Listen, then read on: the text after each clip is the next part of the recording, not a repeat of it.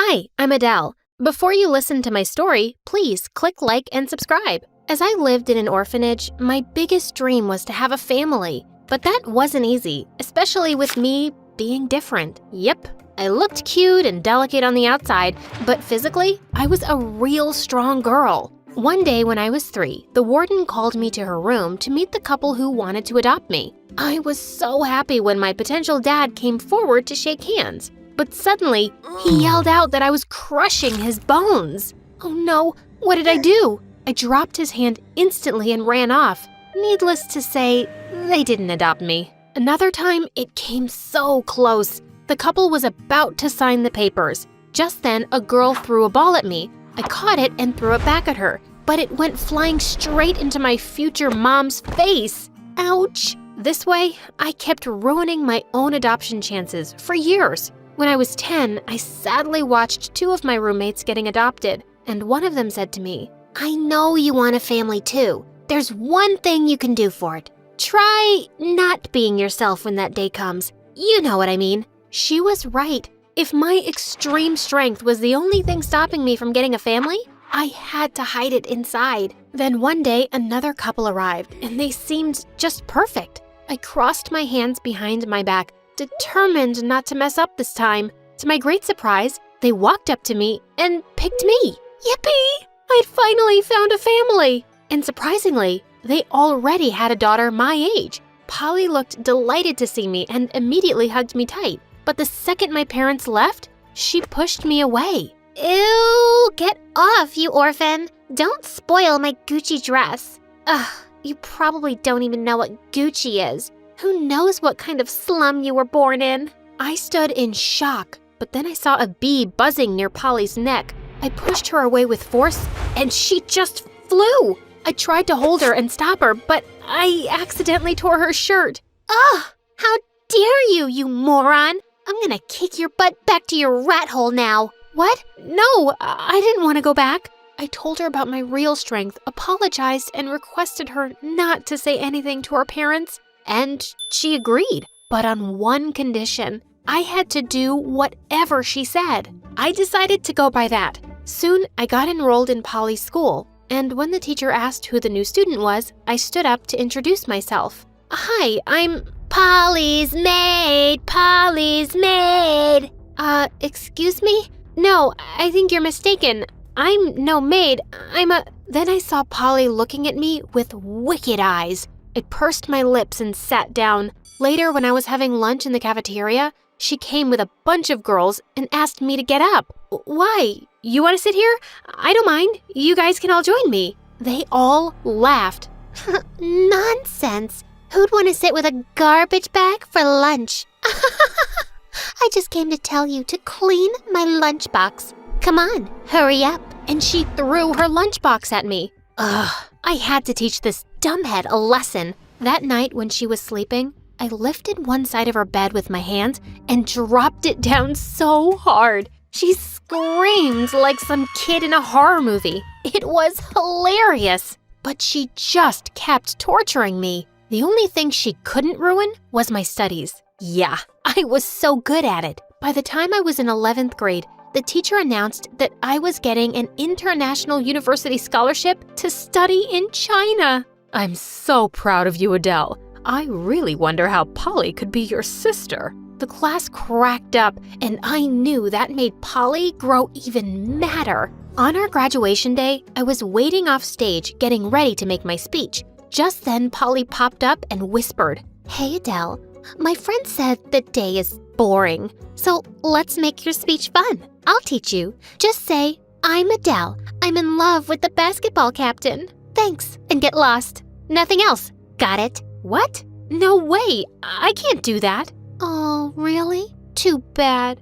I thought you wanted a family. Ugh, fine. And I went up, but I said something that shook her. Hi, I'm Polly's sister, and I'm gonna say something on her behalf now. Polly has a crush on the school head girl, and she said she won't live without her. So guys, let's all join hands in uniting these lovebirds. The whole auditorium echoed with laughter. I was told to immediately leave the stage, but the satisfaction I got out of it was priceless. I went home that evening expecting her to burst out, but to my shock, she had locked herself up in her room and wouldn't open it. I asked my parents, but they had no idea. The next morning at breakfast, all my parents were talking about was my scholarship and how they were gonna miss me. Oh, honey, I'm just so happy we adopted you. We're so proud. Oh, really? Now you're proud of her? Then why did you throw her away like garbage when she was born? And why didn't you tell me she was my frickin' twin sister? Anyway, send her back. I don't want her. Wait, what? Did she just say I'm her twin? I couldn't believe it. But then she threw a paper on my face. It was my birth certificate, and my adopted parents' names were there, which meant they're my real family? I flipped the dining table up angrily, and they all looked ghost-struck. Why? Why did you give up on me? Do you know how much I suffered all my life? Everyone called me a dumb orphan when I'm really not one. Now I think I was better as an orphan. God, it sucks to be standing here. I'm not putting up with your devil daughter or your lying faces anymore. I'm out of here forever. Adele, please, listen. It's true, you are our real daughter, but we just... Sweetie, we weren't financially stable then to raise twins, so we had to give one up. But now that we're rich enough for the two of you, we took you back. We're sorry. But I wasn't having it. How could they even do that to me? And Polly? She'd been the worst twin sister anyone could get. Thankfully, I had my scholarship, and I just flew away to China as fast as I could. There, I stayed in the hostel on the college campus. Adapting to a new place was a bit difficult at first. The food, the people, everything was different. But college started off on a good note. All the scholarship students were called onto the stage on the first day and appreciated by everyone. Soon we had our freshers party, and my roommates took me shopping to get some cool dresses. As I was trying on a dress, a girl with glasses barged in. I immediately covered myself and yelled at her. Jeez, are you out of your mind? Where are your manners? You should... Shush, please. I'm sorry. I'm just hiding from someone. Ugh, my mom. She wants me to wear this ridiculous dress with antique frills and lace for my freshers party. I stood confused, but then her mom suddenly opened the door too. God! Oh dear, I heard you. You're still my little kitty playing peekaboo. Come on, let's try out this dress now. Ugh, I got mad at both of them.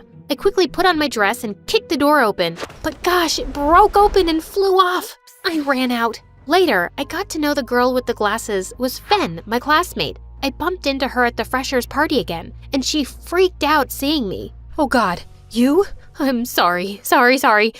Please don't hurt me the way that you kicked down that door. And she literally knelt down with tears. Hey, stop. I don't want anyone knowing about that, all right? Can you keep this a secret? I will. I'll do anything. And I'm sorry for my mom again. She's just... you won't understand, because your mom's probably not that type. Let's not talk about that. And hey, looks like you aren't wearing the frills and lace dress. We laughed, talked, danced, and had so much fun. Then she invited me over to her house for dinner. And honestly, I loved her mom. She was so nice and attentive. One day when we were at the cafeteria, Fen's mom ran inside like crazy, shouting both our names. Fen shrieked and dragged her mom outside. I ran after her, shouting, "Hey, Fen, stop! Don't drive her away or I'm gonna kick you now." They both stopped and stared at me. She's your mom. Not everyone is lucky enough to have one all their life. Please, don't shoo away her love. Her mom burst into tears and hugged me. She'd brought lunch for me too, and promised she'd bring it every day. Days passed. I got letters and phone calls from my real parents sometimes, but I totally ignored them and focused on my studies. One day, as I was going to class, I saw Fen on the ground. She was standing with folded hands in front of two boys who were swinging her glasses in the air. What were they doing to her? I ran fast to them and yelled, "Hey, you! What do you want from my friend?" Friend?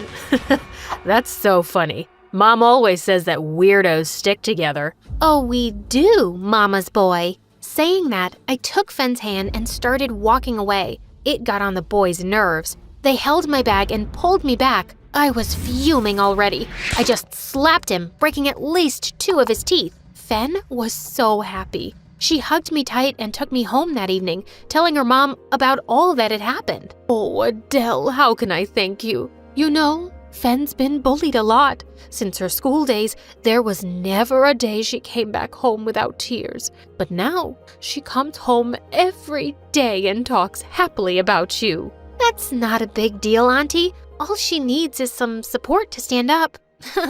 You're making me feel like I'm her big sister. That's why I brought you here today, Adele. I told my mom about you and she wanted to give you something you deserve, a family. Would you mind being a part of us forever? Oh, are you guys saying this for real? I mean, this is a very big decision.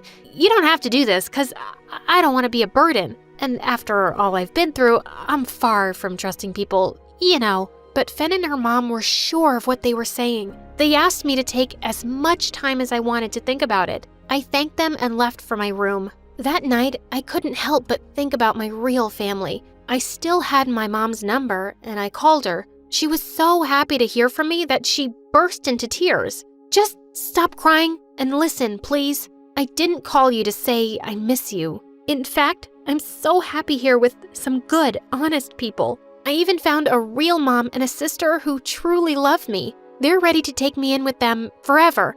I'm gonna say yes. She just said no and cried out loud. I knew she felt really bad, but what they all did to me was beyond forgiveness. I hung up the phone. After the weekend, I was getting ready for class. Just then, a girl informed me that I had some visitors. I went out to see. It was Dad, Mom, and Polly. What are you guys doing here? Mom ran to me and hugged me tight. Dad had teary eyes too. They both apologized once again. Please consider taking us back, darling. You're our treasure. I regret giving you up every minute. What are you looking at, Polly? Why did I drag you here? I don't know what to say. I've been a horrible sister. No apology can fix that. But Adele, I feel really bad for everything I did to you. Please forgive me and come back. She cried. I'd never seen her do that. I went close and hugged her. They all tried to convince me, but I didn't make any promises. My life is good here. I'm gonna study more and make my own future. I can forgive you now, but I'm not sure I have the same feelings I had for you before. I'm letting time decide further. I knew I wasn't ready for a family then. I just went back to my college life and friendship.